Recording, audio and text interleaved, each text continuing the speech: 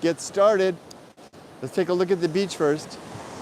Okay, looking good. It's Christmas Eve. Happy Merry Christmas, everybody. Almost.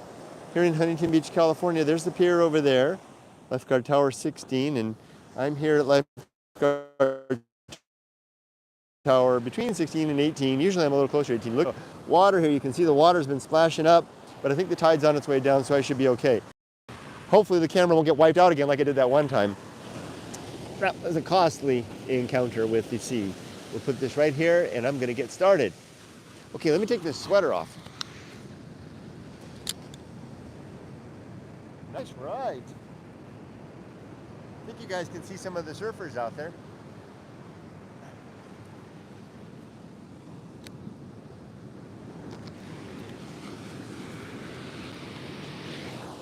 All right, today I'm going to be reading from the chapter titled Stoic Poetry, which is a nod to the Stoic influence on my writing, and in particular this book.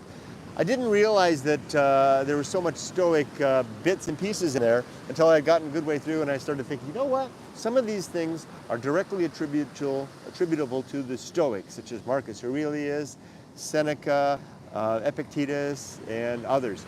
So some of them were so much so that I thought, you know, I really deserve to put them together into a chapter of their own and say, this stuff right here, this stuff is definitely citable and attributable to the Stoics, and that's what Stoic poetry is about. So it's a chapter, a segue, a rest stop, if you like, along the way of the Going Alone story, to pay my respects to those sage authors of the past and thinkers. Now it's also the name of my journal.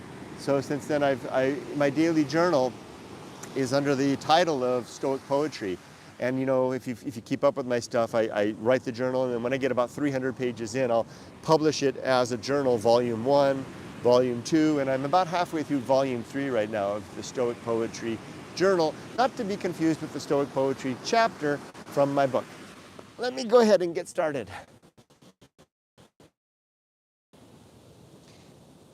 And if you want a copy of the book, you can get one on Amazon. Just look for Going Alone by me. You can also get a website, goingalone.org, or go directly to Shopify. It's there too. So if you go to Shopify or get it from my website, you can get a signed copy, no less, and hand illustrated, no less. Okay, let's get started. I think I'll jump down onto the sand. I'll have to keep an eye to make sure that I don't lose the connectivity, and maybe I'll turn it just a little bit more so you have an even better view of the ocean and see some of the surfers out there doing their thing. Okay, let's do it. Let me find the chapter. It's right after the namesake chapter of the book.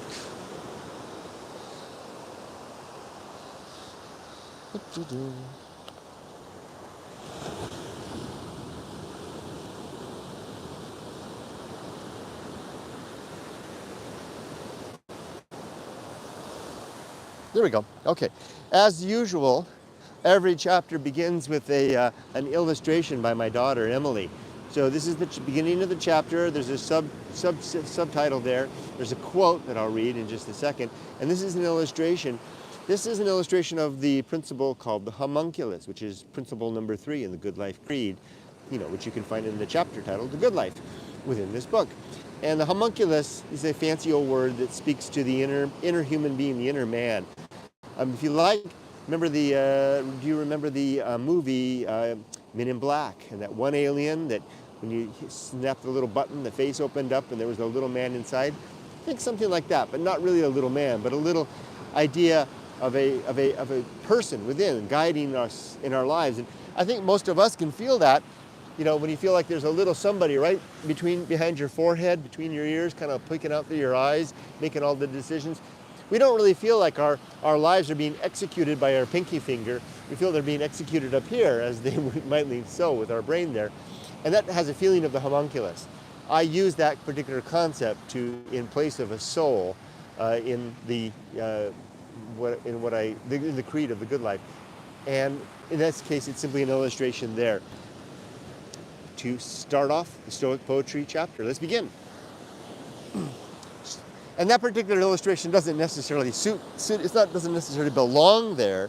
It's just it seemed like a good illustration to have, and my daughter had made it, and I needed a place to put it, and that's where I put it.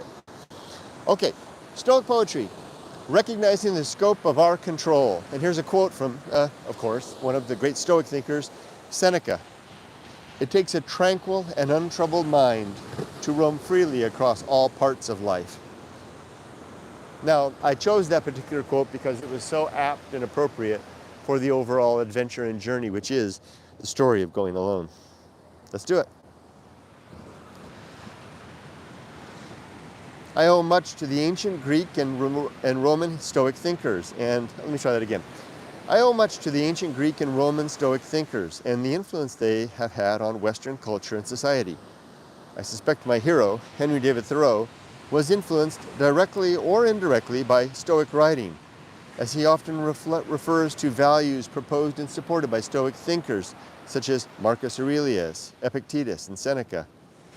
If I could have my youth to do over again, I would include in my late teens the writings of these men, which I did not otherwise discover until midlife. So influenced, I suspect I could have avoided much of the struggle and hardship of life reconciliation during the decades of my 20s, 30s, and 40s, which otherwise required many hard knocks to liberate some sense into my living. This section of my book is dedicated to words which I knowingly wrote with the Stoics in mind. This section is my homage to the Stoic perspective and way of life, which has done much to refine my sensibilities, and without which I could not have composed my good life plan of living at this late stage of my life, or perhaps ever.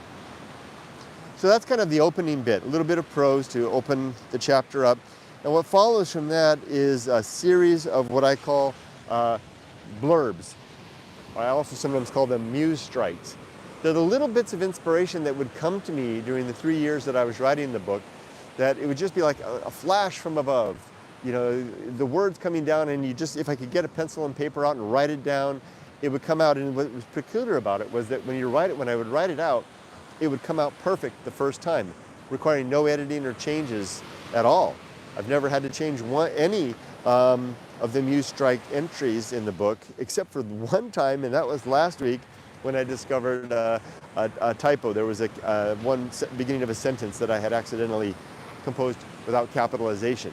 But that doesn't really count as changing the substance of the chapter or as of the bit of prose there, as much as just changing the grammar. So let's begin. Now I'll show you real quick before I jump into it, then I'll hop down on the sand and put my feet in the water as I read. Here's notes from my muse, and most of my chapters have that section, notes from my muse, and then I'll switch to the other page. And it's different from the main prose. The main prose is this standard type of writing there, not center justified, but justified across the page. The muse strikes, on the other hand, are these bits here, one by one. And you can see they have a little tilde mark that separates them. And as I'm reading, I will signify that transition by a bit of a pause between each section, and then move on to the next section one after the other. And that's the rest of the chapter, is just carrying on in that way. So let's jump down onto the sand and do it.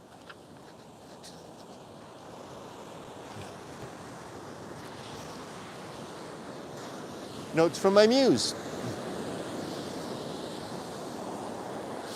So remember, these things relate to the story mostly. Sometimes they're just pure Stoic ideas or Stoic-inspired ideas. Well, I would like to think that they're Stoically inspired ideas that that came about to me during the 3 years that I was writing the book. But in most cases, they relate to the overall story of going alone.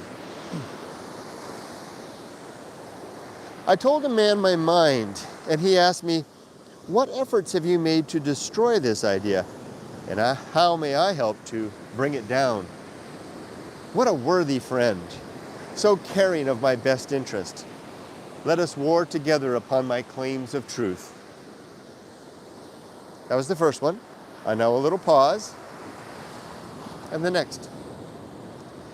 Create a garden within your mind, a place hemmed in by reason, where you can nurture virtue in true soil, a quiet and simple sanctuary, ever present, always home.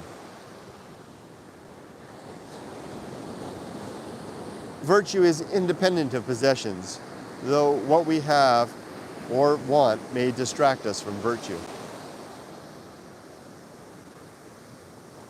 What is it you can truly touch? Even your raised voice will only carry so far. Distinguish these things.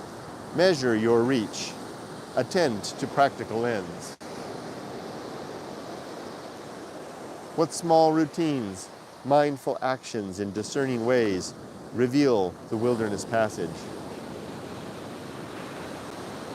Shout your musings down the corridor of time. They echo and return, lost at last.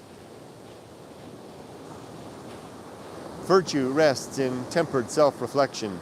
Not much, just enough to gather the facts, just enough to gain accurate perspective for the application of reason.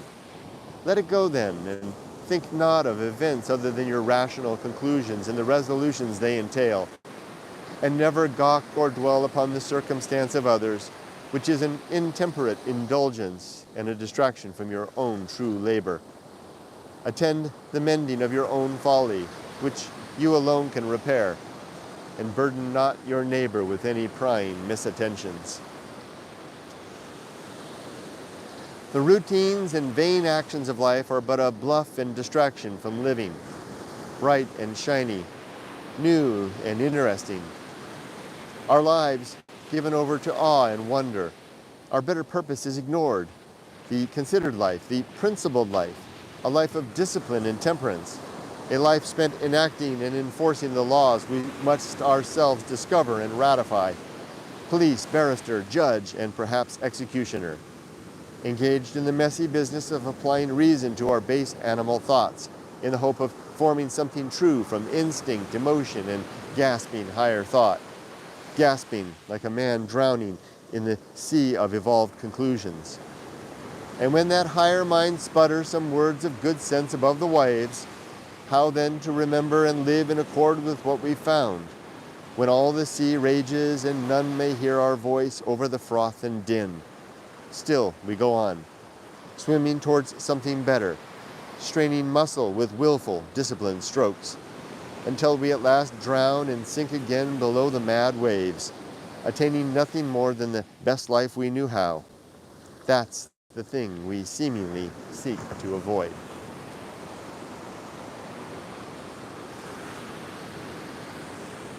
Let every act of virtue be self-contained, at once thought, action, and reward, seeking nothing more, and asking no notice or remembrance. Do I die now in equanimity? Then I have indeed reached a good end. This balanced and tuned apparatus, so frail and fleeting, upon which my everything is carried, through places and years, always now, so near nevermore. Be responsible for what is within your control. Let others own their own thoughts and flesh. My first thought at every challenge: what opportunity this moment virtue? Humbly acquiesce to sound principle. How might I bear well this worthy burden, carry this necessary weight, tolerate painful right action, rather than flee to easy salvation? Oh, that's tempting sometimes. Well, not anymore. It was tempting at a time in my life.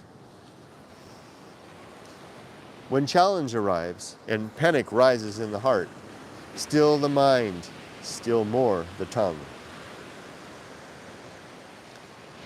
These few square meters of flesh are far more than I can maintain or cultivate. Ruin progresses despite plan and action. My only real estate is my will, the moment-by-moment application of hard-earned best practice, applied to the ends revealed of reason. I'd rather take less or give up my portion than suffer the loss of nourishing restraint. My response is all I really own. The rest are like leaves blown in an autumn wind. Oh, but I've certainly changed my mind on that one now. Not even that. It's easy to become a monster. Simply follow when you know you should lead.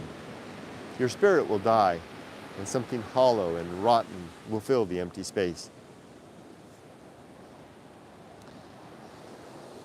Man and womanhood are sufficient ends to a stout and earnest mind, dismissive of distraction, heedless of precedent, careless of legacy, fearless of death, consumed of resolve to speak one true thing to fill the empty space.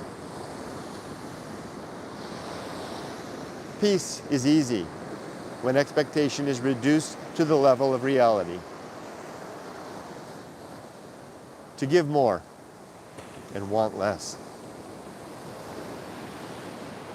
Let not a single thought escape my mind which has not suffered the scrutiny of reason. The sober subject of our lives' decline arrives so often late to the feast and long before the diner has enjoyed their fill. Would you detain or lament death's rightful trespass? Throw up protest and complain perceived misfortune? Cry like a child denied sovereignty over all they see and know? To what end? That your gravity and equanimity might go first before the gallows? And that's the end of that chapter. It's very short. And there's lots of other stuff that probably could have been added to the chapter as Stoic poetry, so to speak.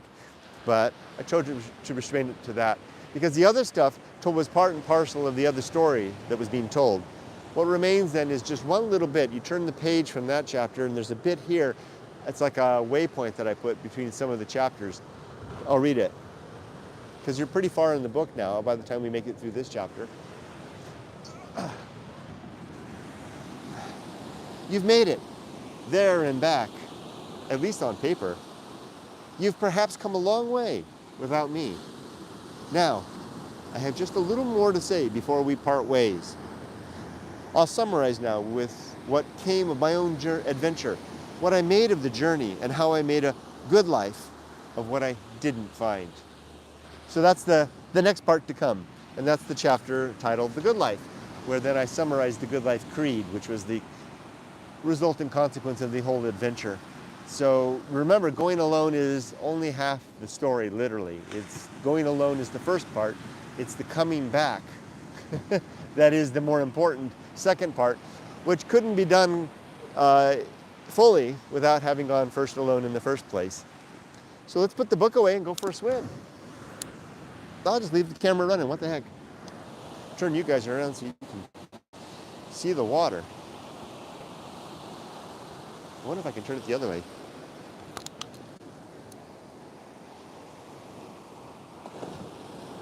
I should see if there's lost connectivity there for a second. Sometimes the connectivity is a little bit shaky right here at the edge of the sea.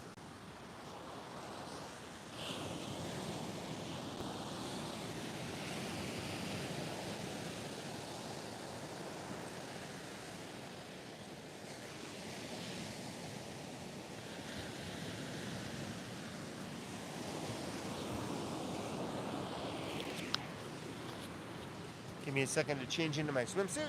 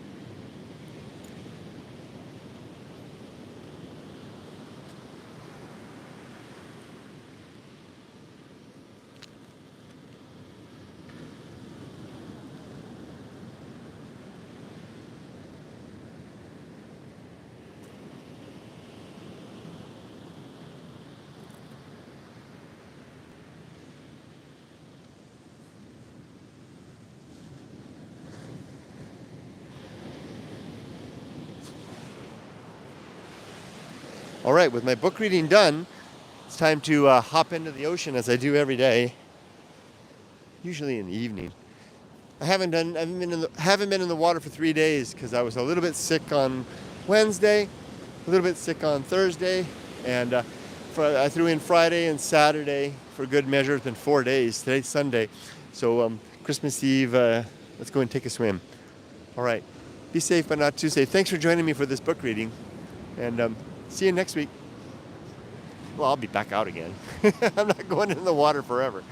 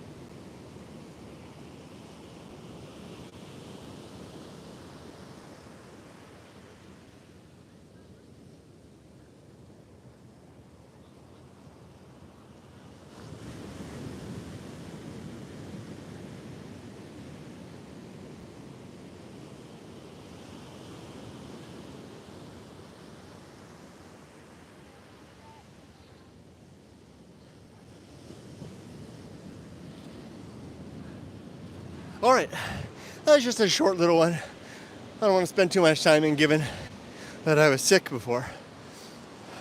But the water's not bad. Thanks for joining me, everybody. Be safe, but not too safe. Take care.